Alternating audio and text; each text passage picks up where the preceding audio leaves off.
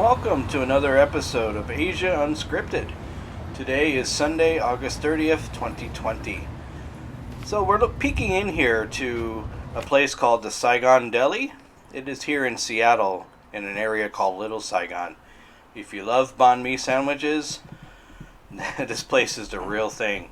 You can get one starting at $4. Anyways, this is Little Saigon, so it's the Vietnamese area of Seattle. And we're going to take a little walk through, and I'm going to talk about the differences between the U.S. and the Philippines as far as pandemic response. So, the first thing I noticed when I got back from the Philippines, at the airport, there was nobody who told me anything about quarantining. At the time I got back, August 12th, people from overseas were supposed to self-quarantine for 14 days.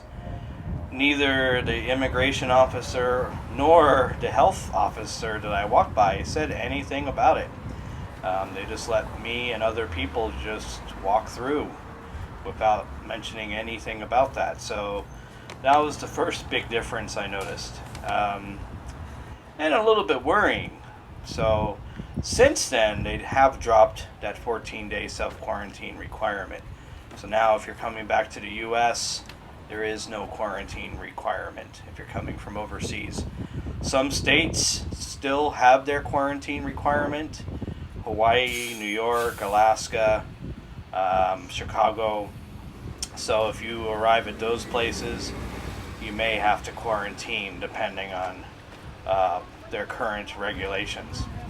Anyways, so that was the first big thing I noticed. LAX, Los Angeles International Airport, was mostly quiet. I mean, I've never seen it so quiet. So, walking through, a lot of the restaurants were closed. There's just not a lot of people flying. So, my flight from Cebu to Qatar was about 25% full. From Qatar to LAX, it was about 75% full. But from LAX to Seattle, maybe again about 20 or 25% full. There were way too many flight attendants on that flight for how many people there were.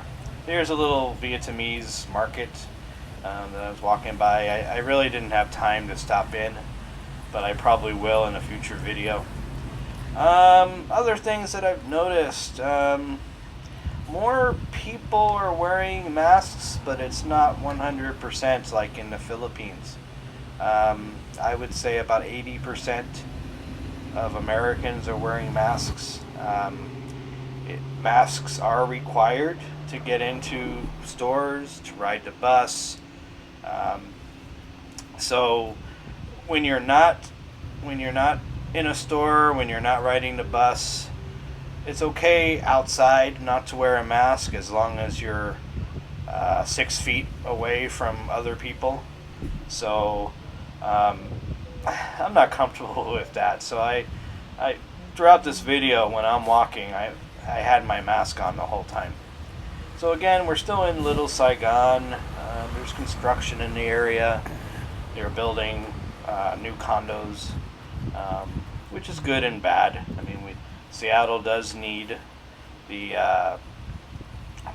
apartments, but it's sad to see old buildings go away. Another thing I noticed between the Philippines and here is when you walk into a store in the Philippines, there's always hand sanitizer available. So you can clean your hands pretty easily in the Philippines. Here in the U.S., not all stores carry hand sanitizer for when you walk in. So I have to carry around my own hand sanitizer. I have a little bottle of it that I keep in my pocket. Because I still want to follow good habits. On the bus, I didn't see any. They said that the bus, you were able to get a free mask if you didn't have one, and the buses had hand sanitizer, but I haven't seen any of it yet. So if you ride the public bus, carry your own. The nice thing about the public bus here in Seattle is there's no fare during COVID. Um, in order to protect the bus driver, you need to board and deboard from the back door, not the front door. Early on, some bus drivers got sick when people were boarding the regular way through the front door, so this was their best solution. So that's another big difference. In the Philippines, can you imagine jeepneys being free or buses being free? It would never happen. So in that way, maybe the U.S., at least the bus companies, trying to protect their drivers. Bus service has been reduced a little bit, but not by much. It's still pretty much a full schedule unless you live out in the boonies. All right, so we're going to cross under I-5, Interstate 5. Once we cross under here, we're going to be in the International District, or Chinatown. Unfortunately, here in Seattle, there's a big housing crisis. So as I'm walking under this overpass, you'll notice some tents. So these are people living in these tents. And you see them all over the city. Homelessness is a big problem in Seattle and in many other big cities in the United States. So it's unfortunate. You just kind of have to walk around them. There's parks nearby my new place, and in the parks they're full of tents. So the city is not doing much about those. They're just letting them be. So, but that's another topic for another video. Anyway, so yeah, we're crossing under Interstate 5, which connects Canada with Mexico. It's a very major freeway here in Seattle. So now we're crossing into the International District. Other differences. Some restaurants are offering dine-in, some are not. I guess that's the same as the Philippines. When you walk into an establishment, you don't have to give your contact information like you do in the Philippines. The only place I've had to give my contact information was when I went to Great Clips for a haircut. But you can walk into a mall, you can walk into a restaurant, nobody's going to check your temperature, for the most part. No one's going to check your temperature like they do in the Philippines. I mean, there's no security. Remember, in the Philippines, there's security at every little place you walk into, but in the States, there aren't.